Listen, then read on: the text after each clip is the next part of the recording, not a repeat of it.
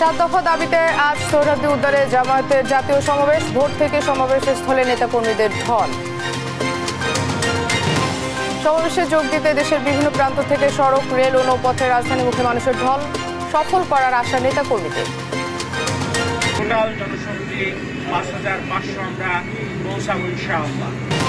জাতীয় নাগরিক পার্টির জুলাই পদযাত্রা এখন কক্সবাজারে। পথে পথে সভা করে নাহিদ হাসনাতরা, যাবেন পাহাড়ি জেলা বান্দরবানে।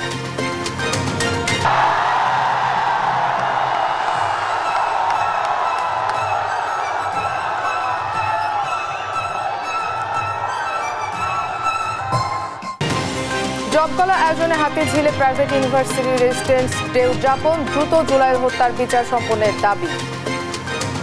যেসব ফটোগুলো দেখানো হয়েছে প্রত্যেকটা এক একটা স্টোরি বহন করতেছে। নন্দিত কথা সাহিত্যিক হুমায়ুন আহমেদের 12তম প্রয়াণ দিবস আজ। দোয়া মাহফিল সহ নুহাশপল্লীতে থাকছে দিনভর নানা আয়োজন। গাজায় ইসরায়েলি হামলায় আরও 41 ফিলিস্তিনির প্রাণহানি। যুদ্ধবিরতির প্রস্তাব প্রত্যাখ্যান নেতানিয়াহুর। বন্দি বিনিময়ে আশাবাদী ট্রাম্প। এবং সাফ অনূর্ধ্ব-20 নারী চ্যাম্পিয়নশিপে দ্বিতীয়বারের মতো শ্রীলঙ্কার বিপক্ষে মাঠে নামছে বাংলাদেশ। বসুন্ধরা কিংস অ্যারেনায় খেলা সন্ধ্যা 7টায়। দেখছিলেন শিরোনাম সংবাদ সকালে, আপনাদের সঙ্গে আছি আমি মনাসতা। এবার বিস্তারিত। জামায়াতে ইসলামীর জাতীয় সমাবেশের স্থল সোহরাওয়ার্দী উদ্যানে ঢল নেমেছে নেতাকর্মীদের। ভোর থেকে দেখা যায় সোহরাওয়ার্দী উদ্যানের আশেপাশের সড়কে অবস্থান করছে লাখো মানুষ, যাদের গন্তব্য সমাবেশের স্থল সোহরাওয়ার্দী উদ্যান। সমাবেশে সারা দেশ থেকে প্রায় 10 লাখ নেতাকর্মীর সমাগমের আশা করছেন দলটির নেতারা। নেতাকর্মীদের আনতে 4 জোড়া বিশেষ ট্রেনের ব্যবস্থা করেছে দলটি। সকাল 10টায় হামদ ও নাত পরিবেশনের মধ্য দিয়ে সমাবেশের আনুষ্ঠানিকতা শুরুর কথা রয়েছে। মূল অনুষ্ঠান শুরু হবে দুপুর 2টায়। সমাবেশস্থলে 20টি পয়েন্টে প্রায় 6000 স্বেচ্ছাসেবক দায়িত্ব পালন করছে।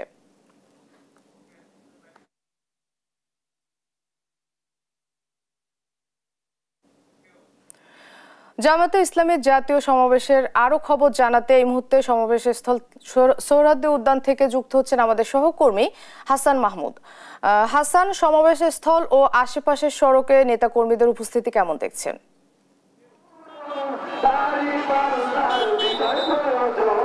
ধন্যবাদ আপনাকে। সমাবেশ শুরু হওয়ার কথা ঠিক পৌঁছায়, কিন্তু এর মধ্যে আমরা দেখেছি সোহরাওয়ার্দী উদ্যানের যে মূল মাঠটি সেটি ইতিমধ্যে পরে গিয়েছে এবং নেতাকর্মী তারা কিন্তু এখন পর্যন্ত আসতেছে এবং যাদের যে ঢল সেটি কিন্তু পুরো রাস্তা জুড়ে আমরা দেখতে পাচ্ছি। আমরা এই মুহূর্তে শাহবাগে আছি, সেখানে দেখছি যে ফজরের পর থেকে কিন্তু বিভিন্ন জেলা উপজেলা পর্যায় থেকে যারা নেতাকর্মী যারা এসেছেন ঢাকার আশেপাশে জেলা এবং সারা দেশ থেকে নেতাকর্মীরা তারা কিন্তু জামাতের সমাবেশস্থলে আসতে শুরু করছেন এবং এই মিছিল কিন্তু এখন পর্যন্ত চলছে এবং যেহেতু 2টায় শুরু হওয়ার কথা, এখন ঠিক 10টা বাজে, ইতিমধ্যেই কিন্তু পুরো মাঠ ভরে গিয়েছে এবং আজকের সমাবেশে জামায়াত ইসলামের পক্ষ থেকে তারা বলছিল যে 10 লাখের একটি তাদের টার্গেট রয়েছে এই সমাবেশে উপস্থিতি, কিন্তু সেই টার্গেট আসলে ইতিমধ্যে পূরণ হয়ে গেছে। এখন পর্যন্ত আরও 2 ঘন্টার এখনো 3-4 ঘন্টা সমাবেশ শুরু হওয়ারই বাকি রয়েছে। আসলে সমাবেশে তাদের উপস্থিতি কীরকম হবে সেটি কিন্তু এখন পর্যন্ত বলা যাচ্ছে না এবং পুরো রাজধানীতে আসলে তারা এই শাহবাগ মোড়, অন্যদিকে সায়েন্স ল্যাব সহ অন্যান্য যেসব জায়গা রয়েছে সেসব রাস্তাগুলোতেও কিন্তু তারা বসে যেতে পারে, এমনটাই কিন্তু মনে করা হচ্ছে। যদিও এখন পর্যন্ত তারা যেসব রাস্তা দিয়ে আসছে সেই রাস্তাগুলোতে আমরা দেখছিলাম যে তাদের ব্যাপক পরিমাণ স্বেচ্ছাসেবী রাস্তায় অবস্থান করছেন এবং কোনোভাবেই মূল রাস্তা পুরোটাই বন্ধ করে যেন নেতাকর্মীরা না আসে সে ব্যাপারে কিন্তু তারা সর্বোচ্চ সতর্কতা রয়েছে এবং তারা যেটি করছে যে পুরো রাস্তাটাকে 2 ভাগে ভাগ করছে। একদিকে যারা পায়ে হেঁটে আসছে, অন্যদিকে তারা গাড়ি সহ অন্যান্য যেসব যানবাহন রয়েছে সেগুলোকে নির্বিঘ্নে যাতায়াতের সুযোগ করে দিচ্ছে। অর্থাৎ তাদের স্বেচ্ছাসেবক টিম যেমন রয়েছে তেমনই কিন্তু আইন শৃঙ্খলা রক্ষাকারী বাহিনীর পক্ষ থেকেও আমরা দেখছি যে তারা ব্যাপক তৎপরতা দেখিয়েছে কোনো ধরনের অপ্রীতিকর ঘটনা যাতে না ঘটে সে ব্যাপারে কিন্তু তারা সর্বোচ্চ সতর্ক রয়েছে এবং আমরা যেটি জানি যে তারা 7 দফা দাবিতে আজকের এই সমাবেশটি বাস্তবায়ন করবার চেষ্টা করছে, যেখানে জামাত ইসলামের আমির ডাক্তার শফিকুর রহমান তিনি সভাপতিত্ব করবেন এবং সেখানে বিএনপি সহ অন্যান্য রাজনৈতিক দলগুলোকে কিন্তু তারা আমন্ত্রণ জানিয়েছে এবং মনে করা হচ্ছে যে বাংলাদেশের সব রাজনৈতিক দলই সেখানে থাকবে। যদিও এখন পর্যন্ত বিএনপি আসবে কিনা বা বিএনপির প্রতিনিধি আসবে কিনা সেটি এখন পর্যন্ত নিশ্চিত না। তবে আজকে যে সব রাজনৈতিক দল সেখানে থাকছে সেটি কিন্তু মোটামুটি বলাই যায়, এবং আজকে নতুন রাজনীতিক একটি মেরুকরণ হতে পারে, যেখানে বিএনপির বাহিরে গিয়ে অন্য রাজনৈতিক দলগুলো একটি নতুন জোট করবার ঘোষণা হয়তো আসতে পারে, এমনটাই কিন্তু আমরা আভাস পাচ্ছি। এবং সেখানে তারা পিআর পদ্ধতিতে নির্বাচন ছাড়া নির্বাচনে যাবেন না এমনটি কিন্তু বলছেন। একই সাথে সংবিধান বাতিল করে নতুন সংবিধান প্রণয়ন এবং গণভোটের মাধ্যমে যেসব তাদের যে দাবি দেওয়া সেগুলোকে পূরণ করা হয়, এবং একই সাথে আওয়ামী লীগের সন্ত্রাসী যারা কর্মকাণ্ড ছিল জুলাই গণঅভ্যুত্থানের সময় সেসব কর্মকাণ্ডের বিচার করা, এইসব কর্মকাণ্ড নিয়ে আজকের কিন্তু দাবি দেওয়া নিয়ে আজকের সমাবেশ। আমরা দু একজনের সাথে একটু কথা বলবার চেষ্টা করি। আপনারা কোথা থেকে এসেছিলেন? আপনারা কোথা থেকে এসেছিলেন? আমরা সিরাজগঞ্জ থেকে আসছি, এনায়েতপুর থেকে, সিরাজগঞ্জ এনায়েতপুর থানা থেকে আমরা আসছি। এবার আপনারা কি প্রত্যাশা করছেন এই সমাবেশ থেকে? আমরা মূলত বাংলাদেশ জামাত ইসলামী 7 দফা দাবি নিয়ে আমরা এই মহাসমাবেশে উপস্থিত, পুরা গণজোয়ার উপস্থিত হয়েছি আর কি। ঠিক আছে, ধন্যবাদ আপনাকে। আমরা দেখছিলাম যে সিরাজগঞ্জ থেকে এসছে, অর্থাৎ ঢাকার আশেপাশে যেসব জেলা রয়েছে সেগুলোতে কিন্তু ইতিমধ্যে আসতে শুরু করেছে, যদিও ঢাকার এবং ঢাকার ভিতরে অর্থাৎ 2 সিটি কর্পোরেশন এলাকার যেসব নেতাকর্মী তারা কিন্তু রাত থেকে এখানে অবস্থান করছে। আমরা দেখছিলাম যে শাহবাগের আশেপাশে রাস্তাগুলোতে অর্থাৎ সোহরাওয়ার্দী উদ্যান কিন্তু রাতেও ভরে ছিল, এবং আমরা দেখছিলাম যে ফজরের নামাজে দেখেছিলাম ব্যাপক পরিমাণ নেতাকর্মী তারা কিন্তু সেখানে অবস্থান করছিল। অর্থাৎ তাদের যে সমাবেশ সেটিকে বাস্তবায়ন করবার জন্য জামাত ইসলামী সারা দেশেই আসলে তাদের ব্যাপক তৎপরতা দেখিয়েছে, এবং তারা এই সমাবেশ সফল করবার জন্য দেশের বিভিন্ন প্রান্ত থেকেই তাদের নেতাকর্মীদেরকে নিয়ে এসেছেন, এবং তারা যেটি চাচ্ছেন যে তাদের 7 দফা দাবি বাস্তবায়ন করবার জন্য সরকারকে আসলে বড় ধরনের একটি বার্তা দিতে চায়। একই সাথে আগামী নির্বাচন কেন্দ্রিক বাংলাদেশের রাজনৈতিক পট পরিবর্তন পরিস্থিতি সব মিলেই আসলে এই সমাবেশটিকে গুরুত্বপূর্ণ মনে করা হচ্ছে। যদিও এর পূর্বে আসলে এত বড় সমাবেশ কখনো জামাত ইসলামী করে নাই, ফলে আজকের যে এই বড় সমাবেশটি আয়োজন করার কথা ছিল সেটি কিন্তু জামাতের জন্য একটি টেস্ট কেস ছিল, কিন্তু সেটিকে বাস্তবায়ন করার জন্য এখন পর্যন্ত তারা সর্বোচ্চ প্রস্তুতি নিয়ে রেখেছে, এবং 2টায় শুরু হওয়ার কথা রয়েছে। ইতিমধ্যে কিন্তু আমরা দেখতে পাচ্ছি যে সোহরাওয়ার্দী উদ্যান ভরে গিয়ে আশেপাশের যেসব এলাকা সেগুলোও কিন্তু মোটামুটি লোকজনে ভরে গেছে। তো এই ছিল আমার কাছে শাহবাগ থেকে সবশেষ পরিস্থিতি। হাসান, আপনাকে ধন্যবাদ। দর্শক, শাহবাগ থেকে জানাচ্ছিলেন আমাদের সহকর্মী হাসান মাহমুদ। এদিকে জামায়াতে ইসলামীর জাতীয় সমাবেশ ঘিরে দেশের বিভিন্ন প্রান্ত থেকে সড়ক, রেল ও নৌপথে রাজধানীমুখী মানুষের ঢল নেমেছে। সোহরাওয়ার্দী উদ্যানের সমাবেশে অংশ নিতে ভোর থেকেই রওনা হন নেতাকর্মীরা। নির্বাচনে লেভেল প্লেইং ফিল্ড ও পিআর পদ্ধতি বাস্তবায়ন সহ 7 দফা দাবি আদায়ে এই সমাবেশ গুরুত্বপূর্ণ বলছেন প্রান্তিক পর্যায়ের জামায়াত নেতাকর্মীরা। বিস্তারিত অঙ্কন চৌধুরীর রিপোর্টে।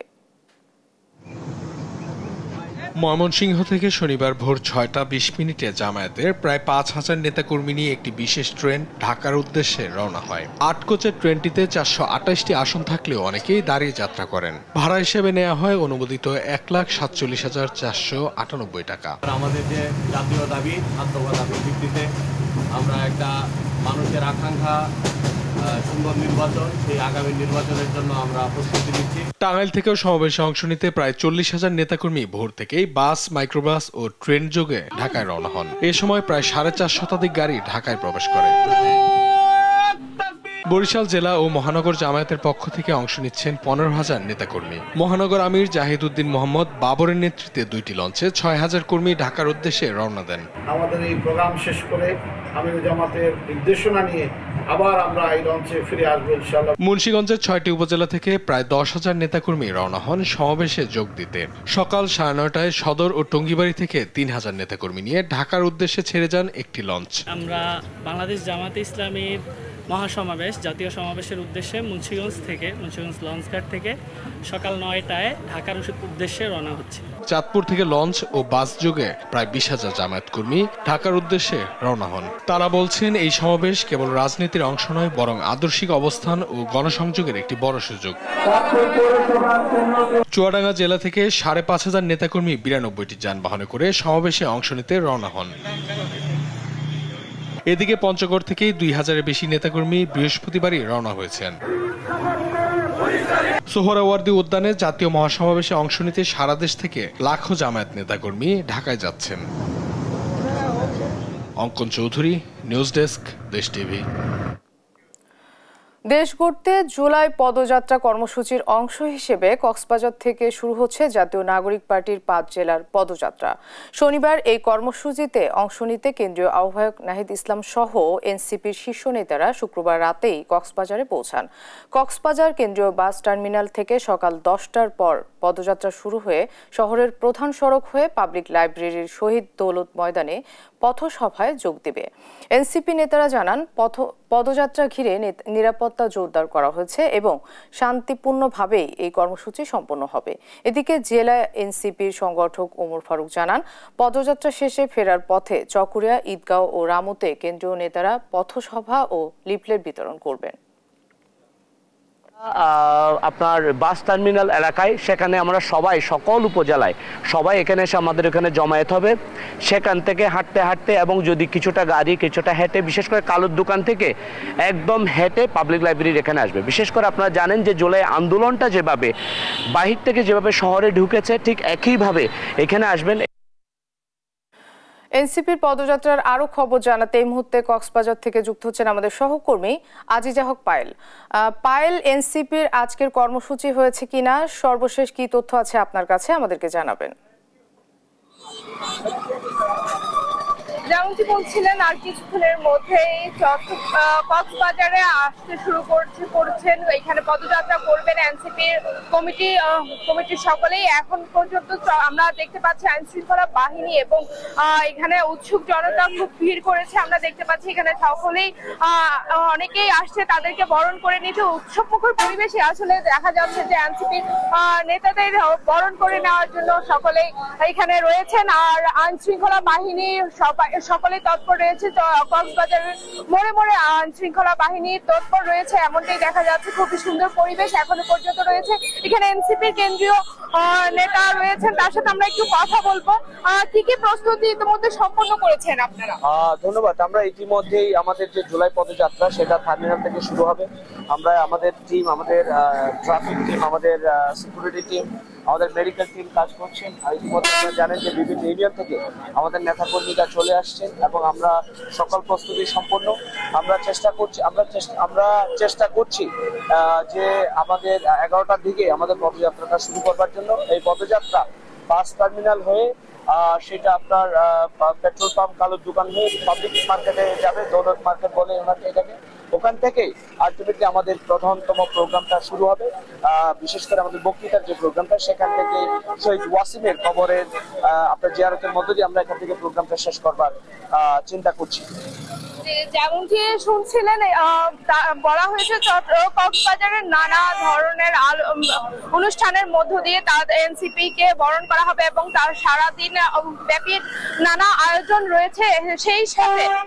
সেই সাথে আইন শৃঙ্খলা বাহিনী তৎপর রয়েছে। আমরা দেখতে পাচ্ছি কোনো ধরনের বিশৃঙ্খলা যেন সৃষ্টি না হয়, সেই জন্য এই তৎপরতা রয়েছে বলে আমরা জানতে পেরেছি। এখন পর্যন্ত সকলে অপেক্ষা করছে এনসিপির কেন্দ্রীয় কমিটির নেতারা আসবেন এবং তারা উৎসবমুখর পরিবেশে তারা তাদের যে আশাগুলো রয়েছে, যে আশা নিয়ে তারা এই পদযাত্রা শুরু করেছে, জুলাই পদযাত্রা, এটি শেষ করবেন, এমনটাই প্রত্যাশা সকলের। পায়েল, আপনাকে ধন্যবাদ। দর্শক, কক্সবাজার থেকে এনসিপির পদযাত্রার খবর জানাচ্ছিলেন আমাদের সহকর্মী পায়েল। জুলাই গণ অভ্যুত্থানে সরকারি বিশ্ববিদ্যালয়গুলো যখন বন্ধ ঘোষণা করা হয়, তখন ঝিমে পড়া আন্দোলনের হাল ধরেন বেসরকারি বিশ্ববিদ্যালয়ের শিক্ষার্থীরা। জুলাইয়ের আন্দোলনে নিহত হয় বেসরকারি বিশ্ববিদ্যালয়ের শতাধিক শিক্ষার্থী। তাদের সেই অবদানে মাসব্যাপী জুলাই পুনর্জাগরণ অনুষ্ঠানমালার অংশ হিসেবে বেসরকারি বিশ্ববিদ্যালয় প্রতিরোধ দিবসে চলচ্চিত্র প্রদর্শনী, জুলাইয়ের গান ও ড্রোন শো প্রদর্শনী অনুষ্ঠিত হয়। সাদ আহমেদের রিপোর্ট। রাজধানীর হাতিরঝিল এমপি থিয়েটারে ড্রোন শো প্রদর্শনীর এই আয়োজন ২৪ জুলাই গণ অভ্যুত্থানে বেসরকারি বিশ্ববিদ্যালয়ের শিক্ষার্থীদের বীরত্বপূর্ণ ভূমিকার ১ বছর বর্ষপূর্তি উপলক্ষে। সংস্কৃতি বিষয়ক মন্ত্রণালয় ও বাংলা একাডেমি আয়োজিত এ অনুষ্ঠানে উপদেষ্টা পরিষদের সদস্যবৃন্দ, বিভিন্ন মন্ত্রণালয়ের সচিব, কর্মকর্তা সহ বেসরকারি বিশ্ববিদ্যালয়ের শিক্ষার্থীরা উপস্থিত ছিলেন। এ সময় আগত শিক্ষার্থীরা বলেন, জুলাই গণ অভ্যুত্থান হৃদয় লালন করতে এ ধরনের আয়োজন বিশেষ ভূমিকা রাখবে। আমরা চাই যে সামনে যাতে জুলাইয়ের অভ্যুত্থানের যে স্পিরিটটা এটা যাতে বজায় রাখার জন্য এরকম আরো অনুষ্ঠান দেয়, যাতে আমরা ভুলে না যাই। ড্রোন শোতে যেসব ফটোগুলো দেখানো হয়েছে প্রত্যেকটা এক একটা স্টোরি বহন করতেছে। সেই সঙ্গে জুলাই গণ অভ্যুত্থানের 1 বছর হতে চললেও দৃশ্যমান বিচার না হওয়ায় হতাশা প্রকাশ করেন শিক্ষার্থীরা। কালক্ষেপণ না করে দ্রুত বিচার বাস্তবায়নের দাবি জানান তারা। জুলাই হচ্ছে আমাদের অনুপ্রেরণা। আমরা এই ধরনের অনুষ্ঠান প্রোগ্রাম বারবার চাই, এই জুলাই বারবার ফিরে আসুক, বাট জুলাইয়ের যে মৃত্যুগুলো ঘটেছে সেটা আর না আসুক বাংলাদেশে। যারা নিহত হয়েছে, শহীদ হয়েছে, তাদের পরিবার তারা যেন এই যে ন্যায় বিচারটা পায়। বিচার তো 100%, কারণ আমাদের দেশের সাথে যে অন্যায়টা হয়েছে এটার বাবদে তো মানুষ বিচার অবশ্যই চাবে। আর বিশেষ করে আমাদের শিক্ষার্থীরা যতজন মারা গেছে, যতজন মানে আহত নিহত হয়েছে, তাদের পক্ষে তো বিচার অবশ্যই আমাদের রায় নেই। ড্রোন শো, চলচ্চিত্র প্রদর্শনী ও জুলাইয়ের গানে এক অন্যরকম আবহ তৈরি হয় রাজধানীর হাতিরঝিলে, যা মুগ্ধ করে আগত শিক্ষার্থী সহ অতিথিদের। সাদ আহমেদ, দেশ টিভি, ঢাকা। নন্দিত কথা সাহিত্যিক হুমায়ুন আহমেদের 12তম প্রয়াণ দিবস আজ। 2012 সালের এই দিনে ক্লোন ক্যান্সারে আক্রান্ত হয়ে মাত্র 63 বছর বয়সে নিউ ইয়র্কের ভেলভিউ হাসপাতালে চিকিৎসাধীন অবস্থায় মৃত্যুবরণ করেন বাংলা সাহিত্যের শক্তিমানের লেখক। আরও জানাচ্ছেন NI নাহিদ। নন্দিত কথা সাহিত্যিক হুমায়ুন আহমেদ অমর হয়ে আছেন তার বিপুল সৃষ্টি সম্ভারে। একাধারে তিনি ছিলেন ঔপন্যাসিক, নাট্যকার, চলচ্চিত্র নির্মাতা, গীতিকার। উপন্যাস, নাটক, ছোট গল্প, গান, চলচ্চিত্র সহ সাহিত্যের প্রায় সকল শাখায় ছিল তার অবাধ বিচরণ। বহুমুখী প্রতিভার অধিকারী অনন্য লেখক হুমায়ুন আহমেদের 12তম প্রয়াণ দিবস আজ। 2012 সালের এ দিনে কোলন ক্যান্সারে আক্রান্ত হয়ে মাত্র 63 বছর বয়সে নিউ ইয়র্কের ভেলভিউ হাসপাতালে চিকিৎসাধীন অবস্থায় অনন্ত লোকে পাড়ি জমান বাংলা সাহিত্যের শক্তিমান এ লেখক। এই কলম জাদুকর তার প্রথম উপন্যাস নন্দিত নরকে থেকে শুরু করে শেষ উপন্যাস দেয়াল পর্যন্ত প্রায় 3 শতাধিক বইয়ে ছড়িয়েছেন অপার মুগ্ধতা। সৃষ্টি করেছেন মিসির আলী, হিমু, রূপা, শুভ্রর মতো পাঠকপ্রিয় বিচিত্র সব চরিত্র।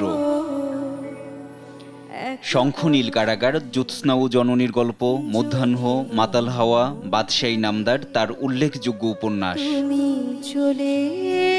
শুধু উপন্যাসই নয়, সাহিত্যের যে শাখায় হাত দিয়েছেন ফলিয়েছেন সোনা।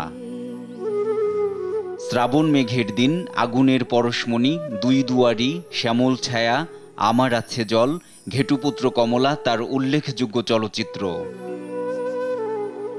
তার পরিচালিত নাটক কোথাও কেউ নেই, বহুব্রীহি, আজ রবিবার, নক্ষত্রের রাত আজও দর্শকপ্রিয়।